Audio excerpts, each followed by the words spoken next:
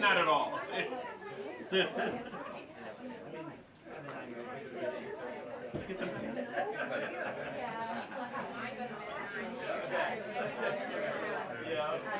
oh yeah, that's right. You mentioned, yeah. You're, I like to think of them all. I'm just like looking for them.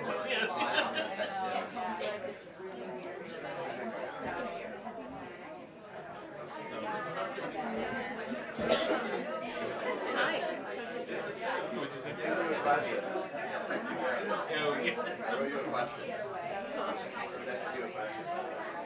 I know, I mean, I'm just kidding. I'm even Mike is it? She's great. Oh, sorry, what? The new foot?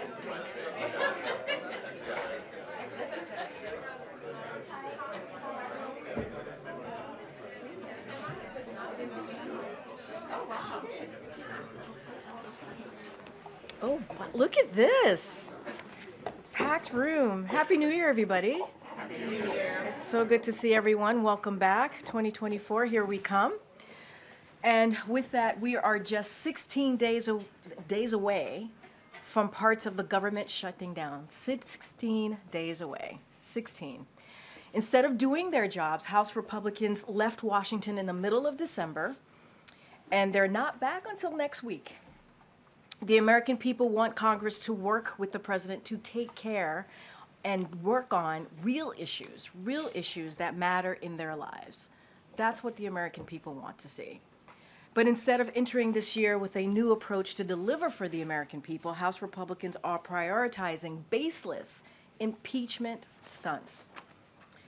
In fact, earlier today, House Republicans said, and I quote, "We'll shut the government down. We control the money."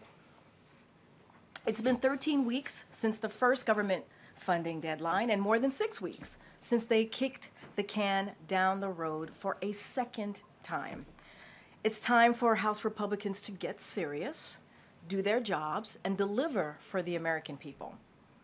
It shouldn't be hard to fund the government. It is truly their basic duty, so they should get to work. And now we're joined, as you see, by my colleague, Admiral John Kirby, who is here to discuss the recent attacks by the Houthis and the developments in the Middle East. We haven't seen you all in a while, so I know he's going to do a little bit of a laydown. Admiral, the podium is yours. Good afternoon, everybody. As Karine said, it's been a little bit of a while here since we've had a chance to talk, so I just wanted to give you a laydown of where things stand in the Middle East over the holidays. The President received regular updates from his National Security Advisor, Mr. Sullivan, as well as the National Security Team, and as you all know, he had the chance to speak again with Prime Minister Netanyahu yesterday. Mr. Sullivan held a phone call with Israel's Minister of Strategic Affairs, Ron Dermer, where they discussed ongoing Israeli military operations and ongoing efforts to see if we can't secure the release of the remaining hostages. The United States remains focused on working with a range of partners to help Israel defend itself, to surge humanitarian assistance to civilians in Gaza, and of course to defend our national security interests in the region. That most certainly includes protecting the free flow of international commerce in the Red Sea. Now, to accomplish these goals, we have established and will continue to maintain a significant force presence in the Middle East. This includes an aircraft carrier strike group centered around the USS Dwight D. Eisenhower with its embarked air wing of some 80 aircraft, as well as an amphibious ready group with its embarked 26th Marine Expeditionary Unit. That amphibious ready group, led by the assault ship USS Bataan, was moved into the eastern Mediterranean in recent days, coinciding with the departure of the aircraft carrier Gerald R. Ford. Now, between the Bataan and the two other ships of her group, the USS Mesa Verde and the USS Carter Hall, this consolidates in that part of the Mediterranean more than 4,000 sailors and Marines and more than 50 aircraft. An amphibious ready group with an embarked Marine Expeditionary Unit is capable of a wide range of operations, and because it is sea-based, remains a highly flexible option to any commander-in-chief when it comes to the potential use of force. These ships and their Marines are augmented by 3 additional squadrons of fighter and attack aircraft that are based ashore, and additional highly capable warships at sea, including a number of destroyers that are specifically designed for ballistic missile defense. Some of those warships are operating in the Red Sea, where they, alongside the ship's aircraft and capabilities of more than 20 other nations, continue to counter Houthi attacks on civilian maritime shipping. You've all seen in the last couple of days what these ships have been able to do in terms of knocking things out of the sky. All told, these U.S. and coalition ships and aircraft contribute to an impressive air and missile defense capability, as well as robust intelligence, surveillance, and reconnaissance capabilities, not to mention offensive and defensive military power. As the President has made clear, the United States does not seek conflict with any nation or actor in the Middle East, nor do we want to see the war between Israel and Hamas widen in the region. But neither will we shrink from the task of defending ourselves, our interests, our partners, or the free flow of international commerce. That's why, earlier today, we released a joint statement alongside 11 countries condemning Houthi attacks on commercial vessels in the Red Sea, one of the world's most critical waterways, and reiterating that these attacks must cease immediately. And just after we released that statement, Singapore came on board. So now there's 13 nations that have signed up to that statement. As we've made clear, these actions directly threaten freedom of navigation and global trade, and they put innocent lives at risk. This joint statement demonstrates the resolve of global partners against these unlawful attacks and underlines our commitment to holding malign actors accountable for their actions. Lastly, as you've seen, now in addition to this release, well, I think that's it. We'll take questions, sorry. Thank you. I wanted to ask about Iran. Does the United States have any idea who might be behind the bombings there today? And secondly, does the U.S. think the killing of the Hamas leader in Beirut has significantly changed the strength of Hamas? So on your first question, we aren't at a point now where we have a lot of great detail on this bombing. Certainly, our hearts go out to all the innocent victims and their family members who are obviously their lives are going to be forever changed by this. But we don't have any more detail in terms of how it happened or who might be responsible for it. On your second question, again, I would point you to our Israeli partners to talk more about this. We're again not in a position to confirm the specific reports. I would just tell you that al-Huri was a noted designated global terrorist, and if he is in fact dead, nobody should be shedding a tear over his loss. I know you said you don't have any great detail on who was responsible, but can you rule out that Israel had anything to do with this? We have no indication at this time at all that Israel was involved in any way whatsoever. No indication, but just to be clear, you don't think, did they support or assist in some other way? I'm not going to speak for another nation. I would just tell you that we have no indication that Israel was in any way involved in this. And given that this was the Soleimani anniversary, did you have any intelligence that something was being planned for this day? We certainly had no indications that there would be some sort of violence surrounding the anniversary of his death. Just to follow up on the Lebanon issue, is there any concern that that particular strike might expand the conflict regionally? Well, I would just say, Trevor, everything that we've done, in fact, the laydown I just offered of the force posture changes that the President has ordered in the region has been designed to prevent an escalation or widening or deepening of this conflict.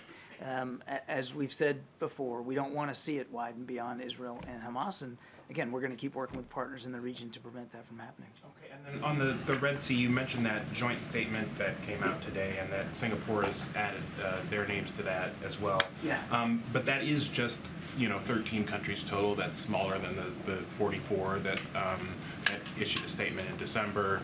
And, countries that you would think would be on that list, like France, are not. Is there a reason why that's not a broader group of countries that signed on? I mean, first of all, 13 other nations signing up to language like that, or 13 total nations, 12 others than us, I think is significant. Other nations can speak for themselves about their decision-making with respect to signing on to public statements. There are, as you know, many nations that are assisting us in Operation Prosperity Guardian in the Red Sea that don't want to be public, that are contributing capabilities, but they don't want it public. So I think you're seeing an increasing number of nations around the world, particularly as commerce in the Red Sea gets affected.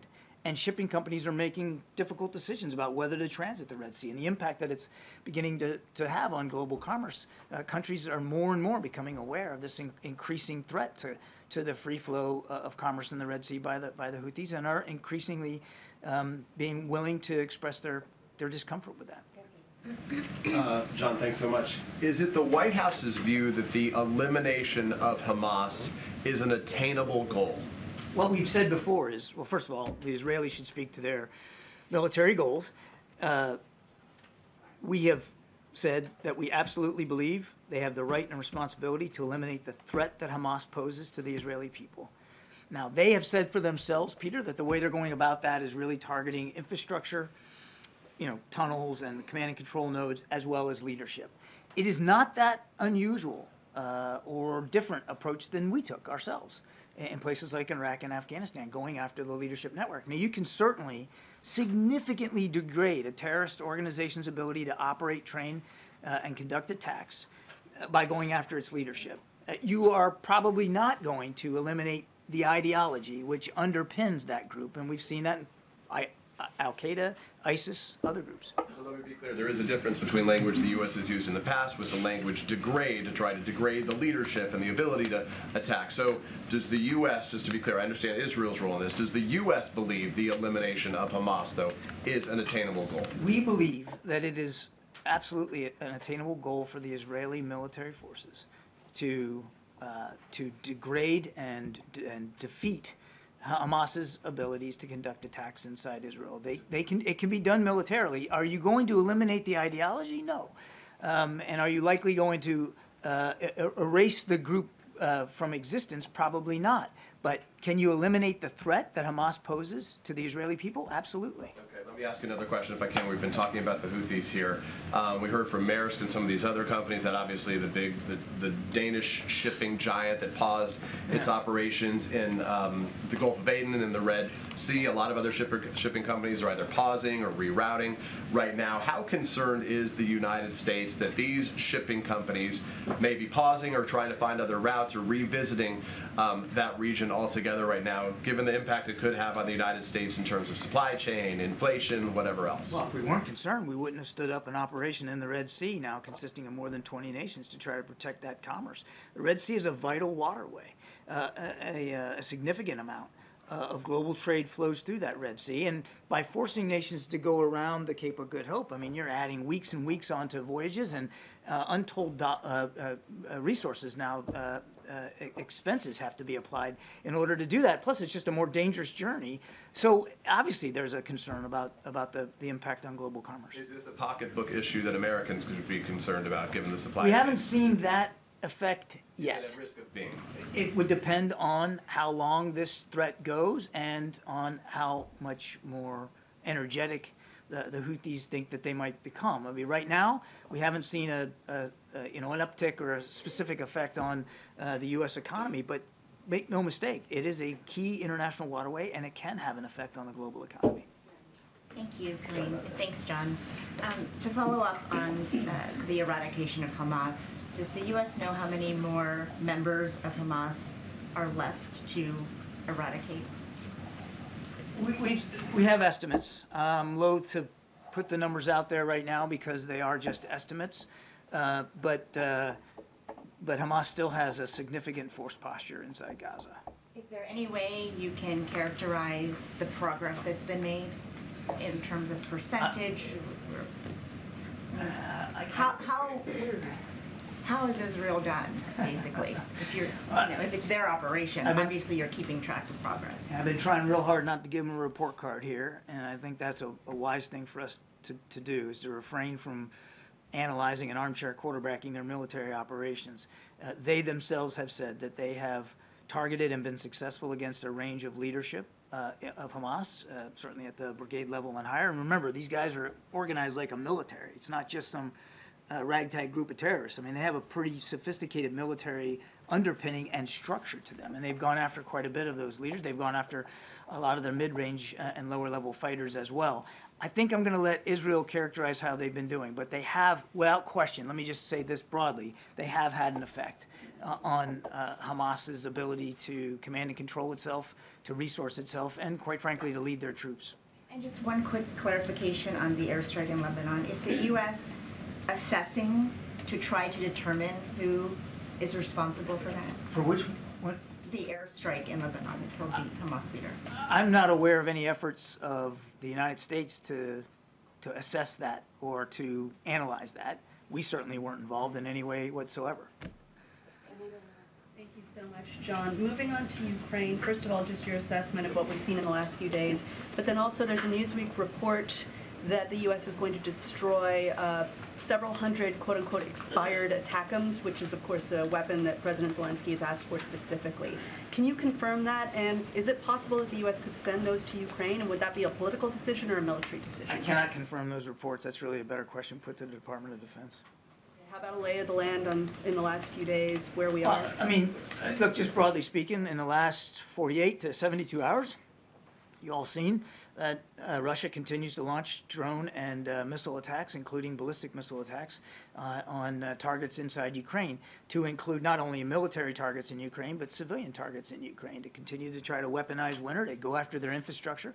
I mean, so for all the ballyhoo that I heard in the last few days about Mr. Putin and some press reports that he's all of a sudden willing to negotiate, he sure doesn't act like a guy who's willing to negotiate. He's doing everything he can to try to put the Ukrainians on their back feet, which is why it's so important that this supplemental funding request that the president put forward gets passed. We have given now Ukraine the last security assistance package that we have funds to support right before New Year's, right after Christmas.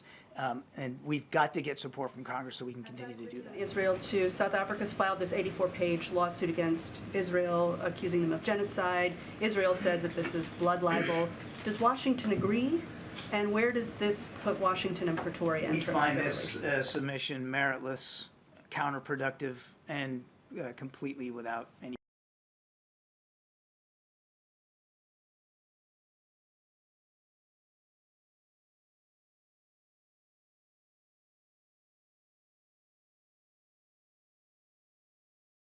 realistic and wise military objective? I think I just answered that with Peter. We don't believe that military attacks alone are going to eradicate an ideology, and it's not likely that you're going to get rid of every single. So in that sense, I mean, you still have to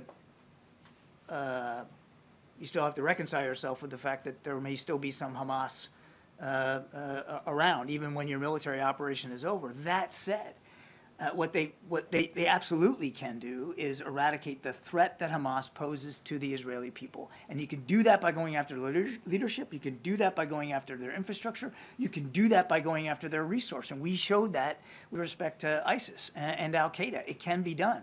ISIS and Al-Qaeda still exist, but they are nowhere near the kind of threats that they once posed. So it can be done militarily. A couple more on Israel.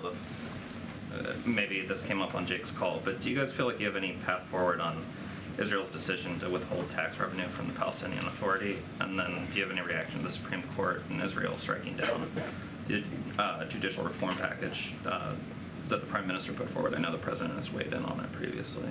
Yeah, I don't have any update for you on the tax issue. And on the judicial reform, we are going to be careful that we don't comment on the internal workings of a fellow democracy.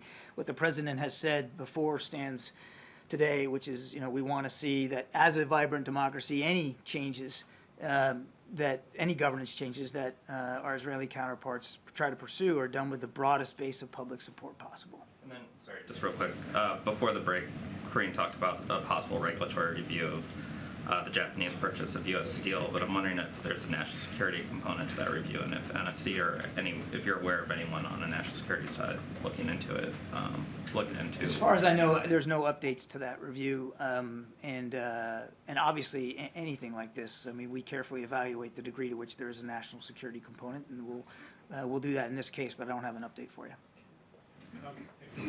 John, can you give us an update on the hostage situation in Israel and the kind of the status of the talks with the Qataris and others to to move that forward? Is it the U.S. opinion that it's at this point pretty much stalled, or is there some hope of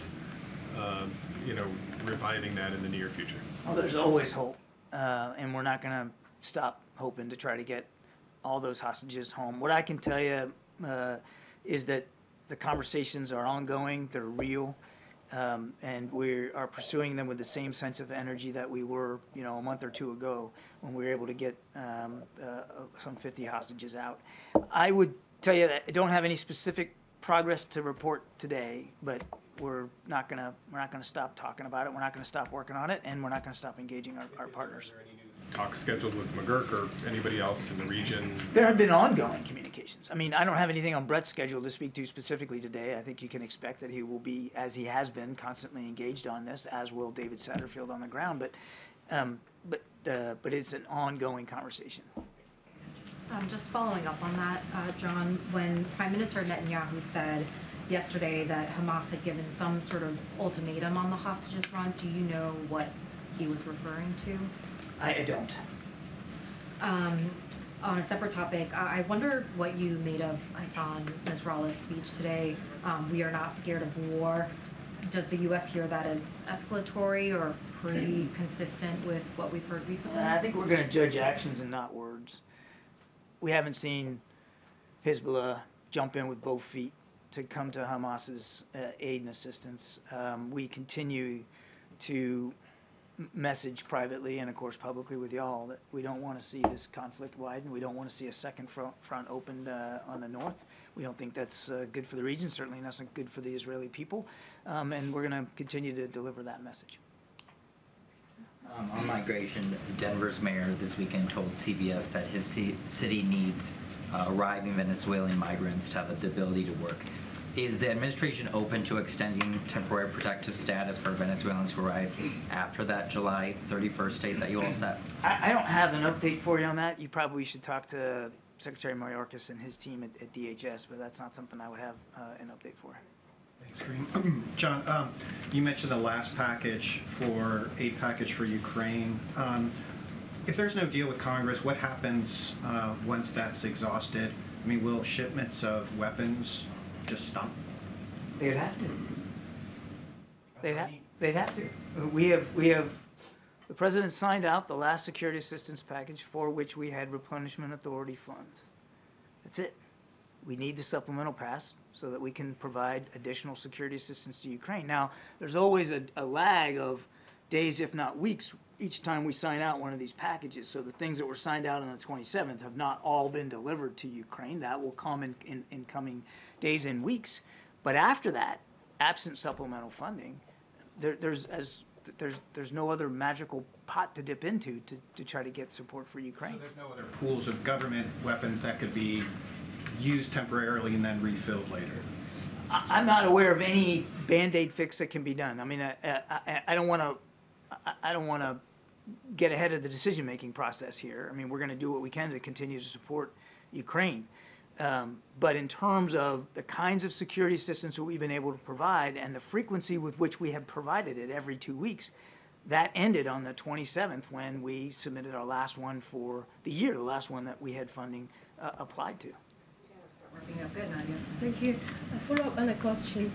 John, you just said that you have no indication that Israel is behind the assassination of Saleh Haruri.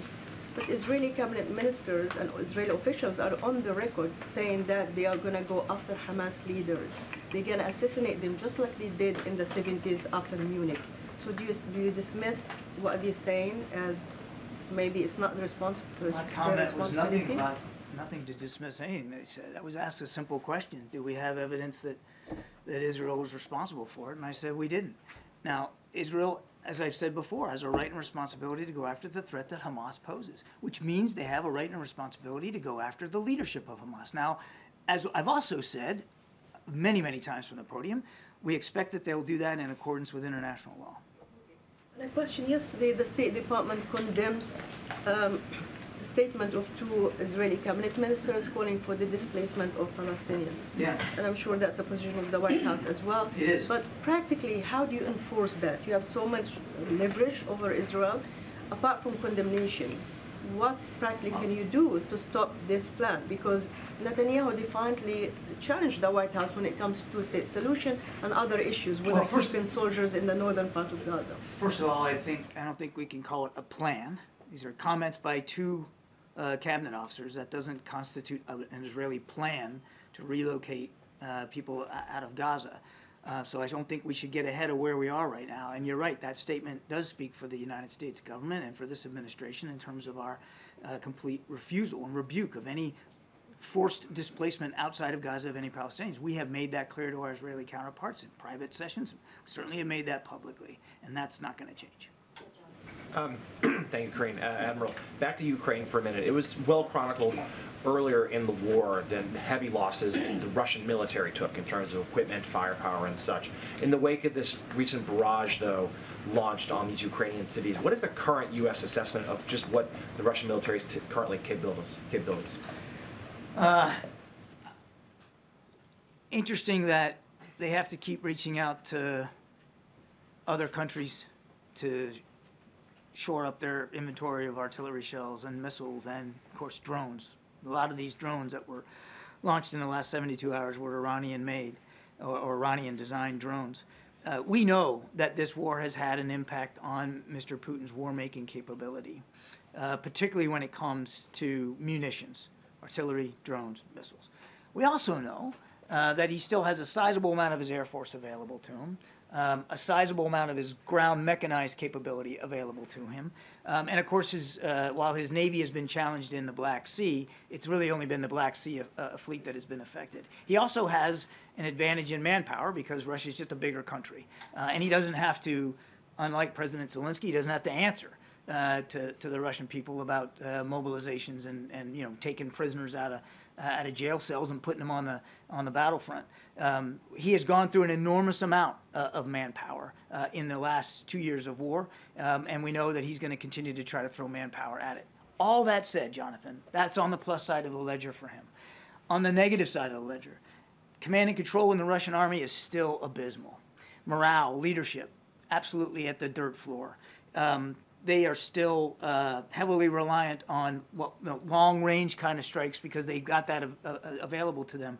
When they engage the Ukrainian forces on the ground, they're not having much success. For this so-called ballyhooed counteroffensive that they were going to launch themselves, they've really achieved nothing in recent weeks and months.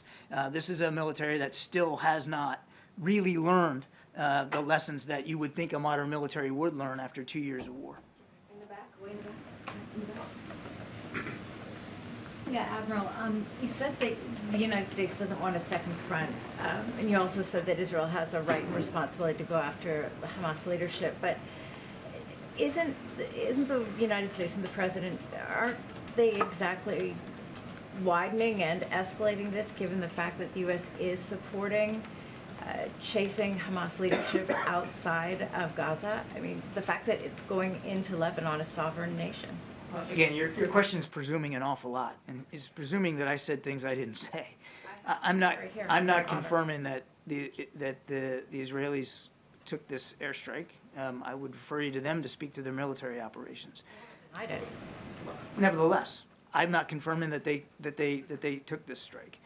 They have a right and responsibility to go after Hamas leadership, and we expect that they'll do that in accordance with international law. Nothing's changed about the fact that we don't want the conflict to widen. I mean, heck, my opening statement was 4 or 5 pages worth of talking about all the kind of capabilities that the president's putting in the region to prevent that very outcome.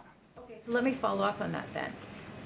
Given the Red Sea patrols, we knew in advance of those being set up that the Iranian defense minister said very clearly, nobody can make a move in a region where we have predominance.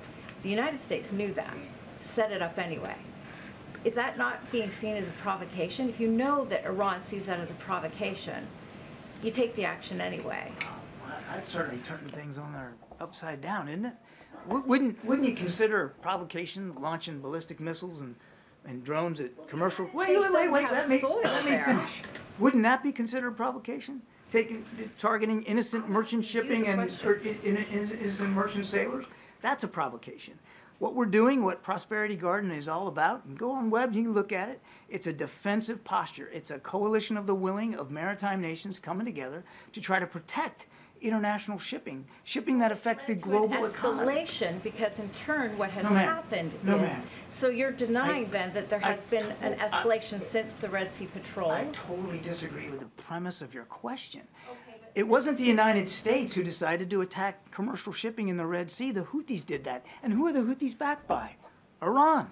As I've said before, Iran provided the missiles that the Houthis are using. We are simply in a defensive posture to try to protect that commercial shipping, and we have in the last 48 hours. Then there's been an escalation. Now Iran has launched a frigate into that, so there has been an escalation. Okay, again, let me stop you.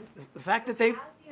I ask you again, has the United States' actions supported an escalation as a result? No.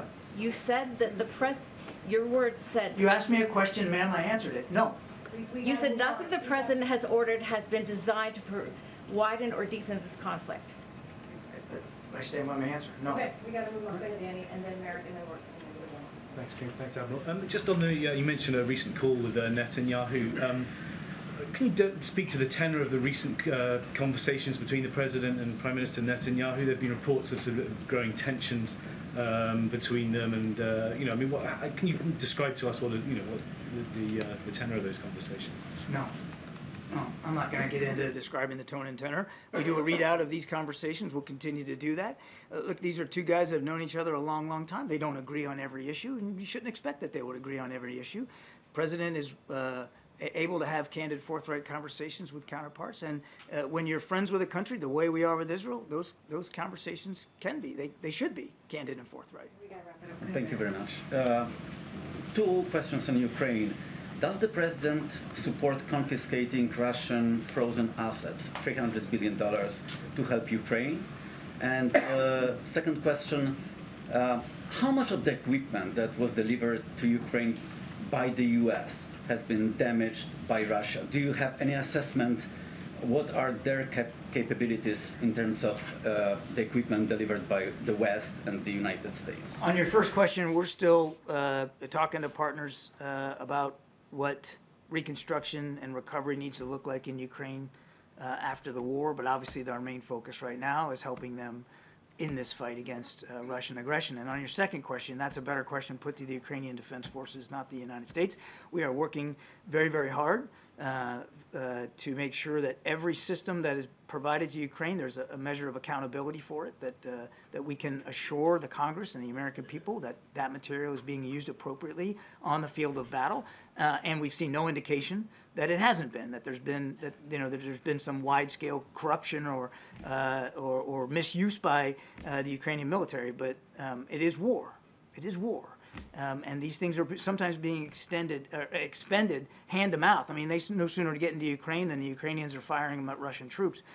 So we're working real hard on accountability. But as for every single bullet and bean that has been given to Ukraine, I mean, that's really something for the Ukrainians to speak to. Every single bullet, I'm asking about, in general, about Ukrainian capabilities in the war with Russia. Are you tracking those? Of course we are. Yeah. In fact, we added we added expertise and individuals to the team in Kyiv, specifically for accountability purposes. And the Ukrainians understand our need for accountability. They share that, and they have made it clear that they're willing to work with us on accountability measures for all the systems that are being provided. I would just tell you, broadly speaking, without speaking to every single artillery shell, the kinds of material we give Ukraine is given to them with thoughtful deliberation based on what they say they need in the moment and in coming weeks. And we've seen that with every package that we've delivered.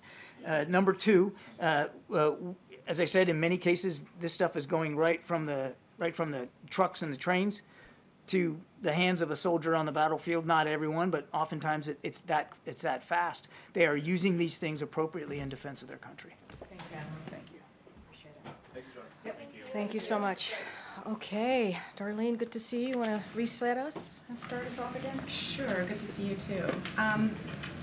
For the first time in the U.S., there are wind turbines that have sent electricity to the grid. There's a wind farm off the coast of Massachusetts. It delivered some power just before midnight on Wednesday. It's a project the Biden administration had signed off on, and I was just wondering if the president supports this kind of energy. Is he aware? Any reaction that you can share?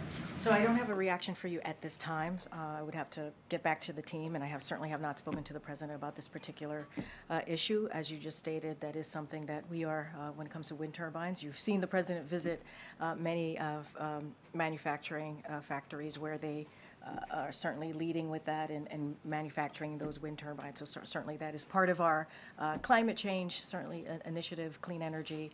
So that's certainly something that we have been very much backing and supporting, but that particular issue I have not touched base with the president about. And then two other quick ones. Will the president have a public schedule tomorrow or Friday? I don't have anything at this time for you. As you know, he will be traveling on Saturday for January 6th to Pennsylvania. That is something that the campaign is putting together. So if you have any specific details, we'll certainly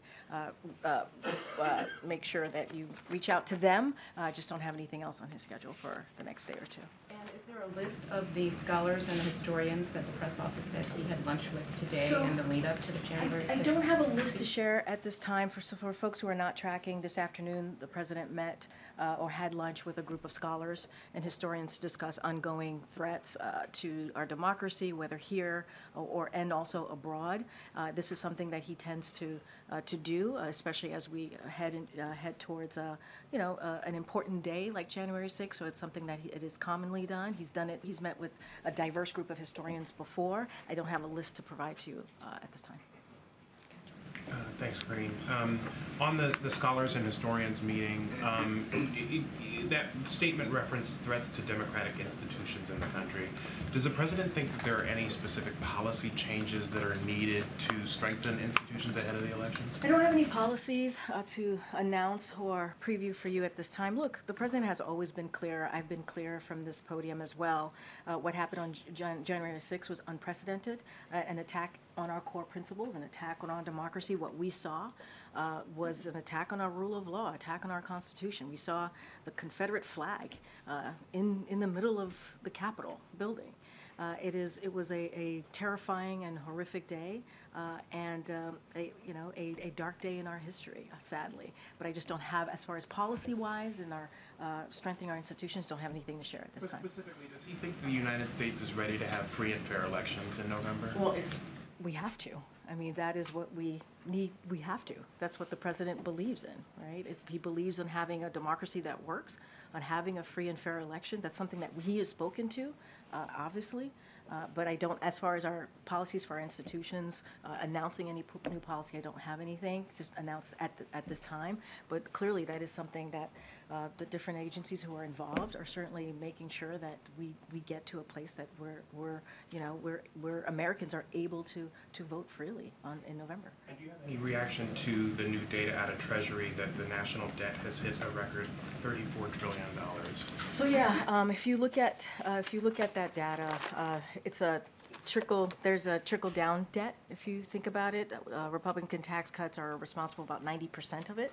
Of the increase in the debt as a share of the economy over the last 2 decades, excluding emergency spending. And so, as we know, you've heard me say this, you've heard the president speak to this, of what he has done to certainly lower the debt. He signed a legislation to lower the deficit by $1 trillion, right? When you think about the Inflation Reduction Act, that's going to lower prescription drug costs and cracking down on the wealth tax cheats that we've seen. And then his agenda would cut the deficit another $2.5 trillion by making the wealthy pay their fair share. So that is what the president has done. What we've seen on the other side is the complete opposite. What they've tried to do is continue to give a tax break to the millionaires and the billionaires, and that what they have actually put forward would add more than $3 trillion to the debt. So that's what that data shows us, and that's what we have done to try to make sure, and the president has been very, very deliberate about this, to make sure that we do everything we can to certainly deal with the debt. Get him, Jen. Thanks, Karine. Has the president been briefed on the imam who was shot and wounded outside of a New Jersey mosque this morning? Obviously, there's serious concern about this having been an act that was driven by Islamophobia. Just wondered what the White House So we're aware of the shooting of the imam outside of the New Jersey mosque, as you just laid out, and certainly we're praying for his speedy recovery. Local law enforcement are all hands on deck, obviously, and is investigating, and we hope that they're able to complete their work soon. I don't have anything else. I would refer you to the FBI on any specifics, and I have not spoken to the president, but obviously we are aware of it. And just given that this is the first briefing of the new calendar year, is there a way in which you could sum up sort of what the president's top priorities are as we head into a new year, particularly given that this is the last year of his first term? So look, the way that we see the president's, even the president's first 3 years, he's done more in the first 3 years than presidents have done in the first 2 terms, or their first 2 terms, in their 2 terms of their presidency. And that is, if you think about historic pieces of legislation, whether it's infrastructure, whether it's Ships and Science Act, whether it is, is it the Inflation Reduction Act, as I just mentioned, which is historic in nature, as we talk about clean energy and lowering prescription drugs, that is incredibly important. And what we need to do, and what the president wants to focus on, is implementing those, right? Continuing to implement those really key important legislation. That's what you're going to see the president do. Last year in his State of the Union, you heard the president speak to finishing the job, and so that is something that he wants to continue to do, right? Whether it's making sure we have veterans, making sure that unity agenda that he talked about, making sure that we're focusing on our veterans, focusing on getting fentanyl off the street, focusing on how do we deal with cancer. Those are the things that the president's going to continue to talk about. And one of the very important things in the Inflation Reduction Act is that insulin cap at $35 for adults. He wants to make sure that happens for all Americans. So there's a lot to work on. We saw the data coming out of 2023 on the economy and where the economy is headed, and how Bidenomics we believe is working because of that data. And so there's still a lot of work to do, and that's what you're going to see from this president. Is the emphasis heavily on implementation as opposed to there being other pieces of legislation that the White House is hopeful? I mean, look, I think when he talks about the unity agenda, there's more things to be done, right? There's more work to be done that continues on the historic, I think the historic first term that the president has had. So certainly there are more things to be done, but implementing those historic pieces of legislation is important as well. Secretary Mayorkas has obviously been up on the Hill negotiating this deal, trying to hammer out something on the border, but at the same time the House is formally beginning impeachment proceedings against him. Do you have any concern that this will complicate a deal that could hurt negotiations, especially as we're up against the clock here? So I kind of addressed this at the top, how baseless it is and how they're wasting their time on impeachment proceedings that make no sense. And that's not what the American people want them to focus on. And that's certainly, we see that from House Republicans, obviously, and it's a political stunt. It's baseless. It's purely baseless. And instead of coming together to deal with potentially what's going to happen on January 19th, a shutdown, instead of dealing with that and really keeping to their word of that bipartisan agreement that the president did and made back in 2023, and keeping that deal, 2/3 of House Republicans voted for that. We saw bipartisan support in the Senate. And what they're doing is they're not doing their job. They're focusing on something that Americans do not want to see. They want us to deliver on things that matter to them. But regardless of that, are you concerned that the fact that they are taking this action, even if you disagree with it, that it's going to make this more difficult, that it's going to complicate all of this? We think it's baseless, and we think it's a waste of time, and we think it's not the focus that they should have. That's not the focus that Americans want them to have. And so, look, we were able to come together, when you think about the budget, when you think about where we're headed potentially on the 19th, to come with a bipartisan agreement to keep the government open. That was done in a bipartisan way. 2/3 of House Republicans voted for that. So we could get this done. They agreed on it.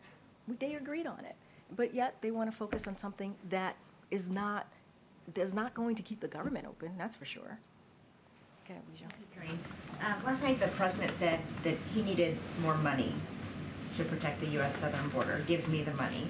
Does he think it's a lack of money, a lack of funding that has led to the current situation at the border? I mean, look, it's certainly there's a reason. Let me step back for a second. If you look at the national security supplemental that the president put forward, he put border security in there, right? Because he believes in order to get the work done at the border, we need more resources. DHS needs more resources. Our Border Patrol agents need more resources. We need more immigration judges. We need more resources to get this done. We need the technology at the border to deal with what's going on with migrants at the border. And last May, the Speaker and the Republicans in the House, they voted to get rid of 2,000 Border Patrol agents. I mean, that's their focus. So of course, that's not helpful. So we need the resources to actually do the work, and they keep getting in the way. House Republicans keep getting in the way of doing the work to deal with what we're seeing at the border. So they're obstructing. House Republicans are obstructing. That's what they're doing right now.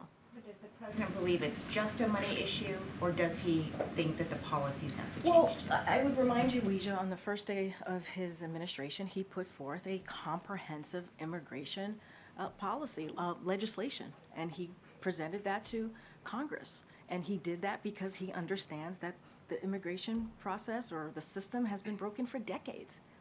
So obviously, we need to change policy and work on policy to deal with a broken system. So it's both. It is, and that's what you've been seeing from the Senate side. Both Republicans and Democrats have been talking and negotiating for the past couple of weeks on how to deal with the border situation, border security, and it's been a policy conversation and a funding conversation. So it's both. And does he have any New Year's resolutions? I don't have the president's New Year's resolution. I think what I will say is that the president wants to continue doing the job that he has said that he's going to do on behalf of the American people. That's what we've seen him do the last 3 years. I've talked about the historic piece of legislation that's actually going to deal with health care, going to deal with veterans' health, right? Going to deal with clean energy and climate change, going to deal with key issues that matter to the American people, Bidenomics, making sure that the economy works for all, we're building the middle class. Those are the things that the president's going to focus on. Go ahead, Justin. Two quick ones. The first, after the plane crash in Japan, I'm wondering both has the administration offered any support or is it working on the investigation of the crash, and has it prompted any review, especially of certain tarmac safety procedures? Let me just first say, Justin, our hearts go out to the families of the Japanese service members who lost their lives in this terrible accident. So we're glad that the passengers and obviously the crew members were able to get out on the commercial flight was able to get out safely. That is incredibly important. Any specifics on any questions about investigations, that was something for the government of Japan to speak to. The resignation yesterday of Harvard's president seemed to generate a lot of conversation. I know the president, or you, weighed in after her testimony on Capitol Hill, but I'm wondering if you have a reaction. So, look, I know there's been a lot of coverage of this, and so I want to be very mindful and careful, and I've said this before, when it comes to either private institutions or colleges and universities, we're not going to comment. We're not going to comment on any personal decision that's been made. And I want to, as you asked, because you asked me our comments from here and what we said from here, we believe that this is a moment for leaders to have moral clarity. That we believe that is incredibly important at this time to have moral clarity, and look, any calls for genocide are monstrous and they're antithetical. There should not be a place for that in this country, and we're always going to call out hate, and we're always going to be very, very clear about that. And I will add that you heard the university presidents who testified also apologize, right? And you heard them say this. I'll quote what President Gay said. She said, "I'm sorry, words matter." I'll quote what President McGill said. "I was not focused on, but I should have been, the irrefutable fact that a call for genocide of Jewish people is a call for some of the most terrible violence human beings can perpetrate." So we believe it's a time to stand up and show leadership, and we believe that's what we did at that time. Thanks, Karine. On the border negotiations, can you comment on the concerns raised by some of the Hispanic caucus members and other elected Latino leaders who feel they've been kind of cut out of these talks? So look, we've been in touch with Democrats, obviously members of the Hispanic leadership, and we've done that as these conversations have been going. We're not going to speak to certainly private conversations. Look, I'll say this, the president believes that we need to have a bipartisan agreement. That's where he believes, on both funding and also policy. And that's what you've seen from Democrats and Republicans on the Senate side. And that's what they've been doing. They've been having those conversations during the holiday season and throughout this week as well. And so we believe those conversations are headed in the right direction. And so, again, I said this moments ago, the president believes our immigration system is broken. That's why he put forth a legislation to deal with the comprehensive legislation to deal with the immigration system. And so now we're having a conversation, a bipartisan conversation about how to move forward. We're going to continue certainly to hear from the leaders, obviously, and to hear what they have to say. And we've been in touch with them. We've had conversations with them. Not going to go into private conversations. And, you know, it's being hammered out. I don't want to get into specifics from here, what the policies are going to look like, what's in or what's out. We think it's heading in the right direction, and it is important to have these conversations. One of the concerns that they've raised, they say the discussions is leading the Biden administration into a trap. You know, asylum discussions, that making it harder to migrate legally will only increase irregular migration. Have you heard that from them specifically? And how does? So look, I've seen the reporting just like you have. Obviously, the team here has had conversations with leaders. Here's the situation, right? The situation is that this system, this immigration system, has been broken for decades, and we need to have a bipartisan agreement to move forward on how to deal with the system. That's what we need to do, both on a policy front and a funding front. And so that's what you're seeing from the Senate side on both Republicans and Democrats, and it's been weeks of conversations and negotiation. And we think that is important. That's the only way we're going to be able to deal with this issue. And it's headed in the right direction. I'm not going to get into asylum. I'm not going to get into asylum policy. I'm not going to get into specifics. And so I'm just going to have to leave it there, obviously. Go ahead, Michael. Thanks, Karine. The House committee is moving ahead with impeachment proceedings against Secretary Mayorkas. There's a hearing scheduled for next week, so I'd just like to get the White House response, and also just to clarify, does the president still have confidence in the secretary? Absolutely, the president has confidence in the secretary. I think, and I've said this moments ago. I said it at the top as well. We believe that what they're doing, the House Republicans are doing with this impeachment inquiry, is baseless. We believe that it's a political stunt, and we believe there's no time for that right now. There are things that the American people want us to get done, and that's what they should focus on. And you know, it is unfortunate that this is where the House Republicans, that's the road that they want to go down with this impeachment proceeding. That is really unfortunate when the American people have been very clear. They want us to see it. They want us to work in a bipartisan way to get things done for them, and that's what the president wants to do. Go ahead, Karen. Back on the border negotiations, has the president spoken to Secretary Mayorkas since he met with the bipartisan negotiators on the Hill yesterday? I would literally have to check. I don't have any call to read out. But obviously the president speaks to his cabinet secretaries on a regular basis.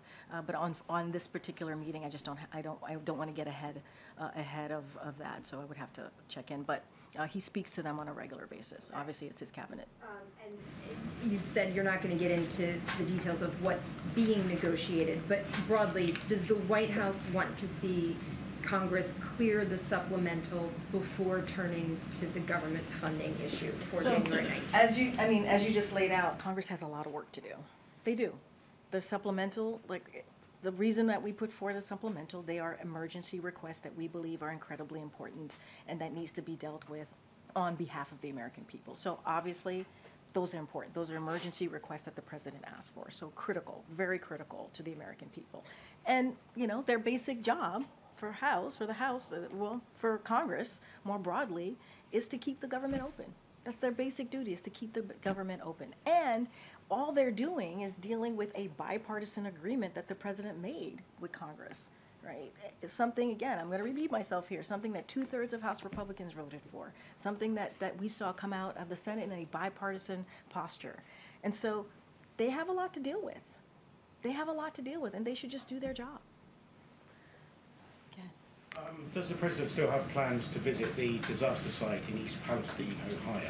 So I don't have any schedule of the President at this time, but I will say this: the President continues to oversee, as you know, and we've said it multiple times from here. It was a robust recovery effort to support the people of East Palestine, and we will visit when it is most helpful. The President will visit when it's most helpful to the community, and so we're going to continue to stay on the ground as long as possible. Remember, because we have that robust operation, while ensuring that Norfolk Southern is held accountable for the trauma they inflicted on this community.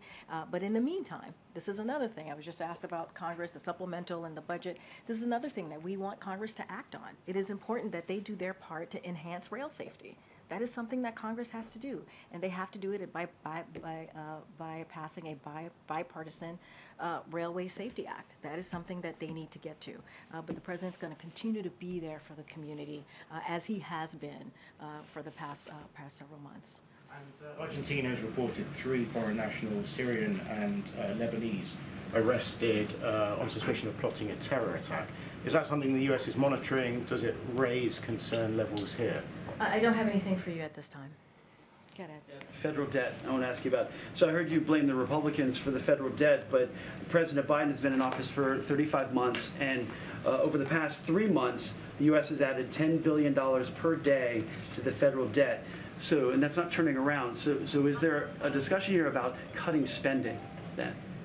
Republican tax cuts are responsible for 90%. 90% of the increase in the debt. 90%. That is something that Republicans are responsible for. What the President has done, and you've heard us talk about it, I just talked about this, he's put forth legislation like lowering the deficit by $1 trillion. And that's part of the lowering prescription drug costs and cracking down on the wealthy tax cheats. That's what he's done. You know, $1.5 trillion, again, another way to lower the deficit, and that is through wasteful spending on special interests like Big Pharma. The President beat Big Pharma. That's what he was able to do last year because of the policies that he has put forth. And meanwhile, yeah, you know what? The GOP, or congressional Republicans, what they want to do is they want to continue with their Maganomics. What they've proposed will add $3 trillion to the debt. That's the numbers. You're a data guy. That's the numbers. That's what we have seen. Real quick, also on the border, the Vice President is in Los Angeles. Went to Los Angeles to Las Vegas today, and the House Speaker is along the border. Does the President still have confidence that the Vice President can get to the root causes of the migration to stop the flow? The President sees the Vice President as a partner. She's a partner with him on all of the successes that we have seen, what we've been able to do the first term in this administration, the first 3 years of this administration. I just listed out historic pieces of legislation that we've been able to get done, whether it's lowering prescription drugs, whether it's dealing with veterans care, whether it's dealing with climate change, whether it's Bidenomics dealing with the economy. That is something that he has done in partnership with the Vice President. So he has all confidence in her and will continue to do so. He has confidence in the Vice President. I answered your question. Go ahead. With the additional indictment of Senator Menendez, does the President think the senator should resign? That's up to him. That's a decision that he needs to make. And obviously it's a serious matter. And he thinks it was the right thing that he stepped down as chairmanship. As anything else to your question, that's something for the senator to decide on. Broadly, though, does the President trust the senator?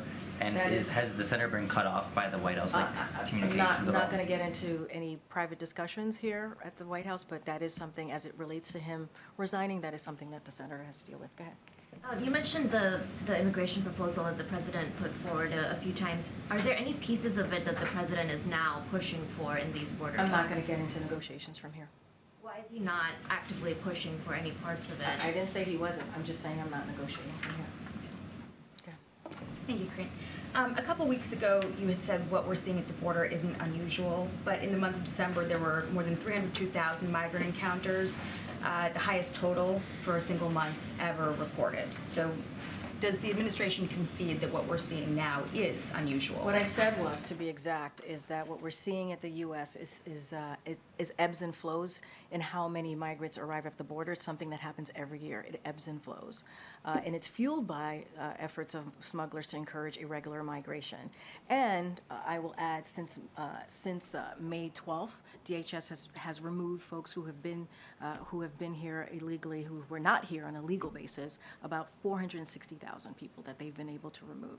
That's what I said. Every year we see an ebbs and flow, and that's what we're seeing at this time, and which is caused by misinformation and disinformation from smugglers. Well, ICE reported that they only deported 142,000 in all of fiscal year 2023. December had more than double that crossing just a single month. So how is that really a measurable consequence? Since May 12th, DHS has been able to remove and return over 460,000 individuals who did not have a legal basis to be here. That's what DHS has been able to do since May 12th. And I will remind you, that just last week we had Homeland Security Advisor Sherwood Randall and Secretaries Biden and Mayorkas meet with the Mexican government just last week, and it was a productive conversation. And we believe that the President of Mexico has taken significant enforcement actions, and we are starting to see the results. And so a lot of this is diplomacy, right? A lot of it is having diplomacy. A lot of it is enforcement. I just laid out how last May, while DHS was starting to remove folks who were not here on a legal basis, you had House Republicans voting to get rid of 2,000 Border Patrol agents. That's what they were doing. So we're trying to deal with the issue, and we get it. It ebbs and flows every year. We get it. We understand what's happening at the border. That's why there's negotiations happening on the Senate side with Republicans and Democrats to deal with this issue. Dealing with the issue as the administration's also fighting to keep up, to remove razor wire along the border that is intended to keep, this surge lowered, to keep people out from crossing illegally. Governor Abbott's razor wire does not prevent. It does not prevent non-citizens from unlawfully crossing. That's not what it does. If anything, it puts at risk, it puts the lives of the Border Patrol at risk. It puts them in danger. That's what the razor wire does. And that's what the Governor Abbott is doing. Again, a political stunt that doesn't actually fix the problem and puts Border Patrol agents fixing it right now. Well, I just hope, but sure, a temporary solution, obviously. But I guess the reason that I'm coming Jackie, to it from this perspective is because it puts Border Patrol. It puts them in a difficult position, right? I hear you. But when you're talking about the impeachment proceeding, for instance, as baseless, and you have, Democrats calling on the administration to do more. You had the mayor of Denver today saying that Denver has become the highest city per capita for migrant recipients in the country. You've had mayors in New York and Chicago begging for more federal help, saying that the administration is not answering them. And then you have Texas saying that they've had to take measures into their own hands because the administration isn't enforcing existing laws on the books. The numbers keep going up. You have, records being shattered every month. A population bigger than the size of Seattle coming in since October. And I understand where you're coming from, but in the meantime, when there's really not been any progress, and you've always talked about how this has been an issue for decades, what is the administration doing right now to actually improve the crisis at the border? We have House Republicans that's literally blocking the president's effort to do something. That's what they're doing. They're playing political games. They're doing political stunts. Literally, House Republicans themselves voted to decrease the amount of Border Patrol agents by 2,000. They're getting in the way, and they don't want to help. But we are glad that we are working with Senate Republicans and Democrats in a bipartisan way to come up with a bipartisan agreement to deal with the border security. That's what we're seeing. Those negotiations have been going on. They're continuing this week, and we really do hope that we come to a place where we can talk about a bipartisan agreement where we can deal with the funding and the policy. And House Republicans are getting in the way. That's what they want to focus on. That's where they see there could be the most effective, and that's not what we believe. That's not what the American people want. Go ahead, Peter. Just to be clear, how does the razor wire put Border Patrol agents at risk, Karine? The Biden administration themselves said that the agents have been cutting the wire to provide medical assistance to migrants or to apprehend migrants who have already crossed into U.S. territory. Well, let me be more clear. It makes it more difficult. It actually makes it more difficult for Border Patrol to apprehend those who do cross. So I'm going to be just clear that up a little bit. It makes it just makes it just to be more clear. It does make it more difficult for them to do their jobs, right? It does. A quick last question, if we can. President Biden obviously campaigned on the idea of being a bipartisan leader, the ability to work together. One of his biggest successes, the White House would say, would be the infrastructure law right now, $1 trillion. It was approved with the support of Democrats and Republicans. Right now, there's a new Republican House Speaker. President Biden hasn't had a one-on-one meeting with him yet. Many weeks have now passed. Is there any indication when that would happen, and what's precluding the president from saying, Speaker Johnson, come to the White House, let's sit down and talk about this? So here's what I'll say to that. You have Speaker Johnson, who has been very clear where he stands on the border, right? Who has continues with the House Republicans to make this a political issue and to move forward with political stunts, and has blocked any efforts for the president to deal with the border. That's what we've seen. That is what we've seen from the speaker. Now, the president has been able, with his team, right, to have a bipartisan conversation and negotiation with senators, Republicans and Democrats. That is a good thing. That is a good thing. We think those negotiations are headed in the right way as we talk about border security. And, you know, we are hopeful. We are hopeful that we'll come to a place that we are dealing with an issue that Americans really care about. And that's where we are, Peter. So that is where the two sides to meet. I don't have anything to read out to you, but that is the playing field that we're seeing right now. That is. Thanks, everybody. I'll see you tomorrow.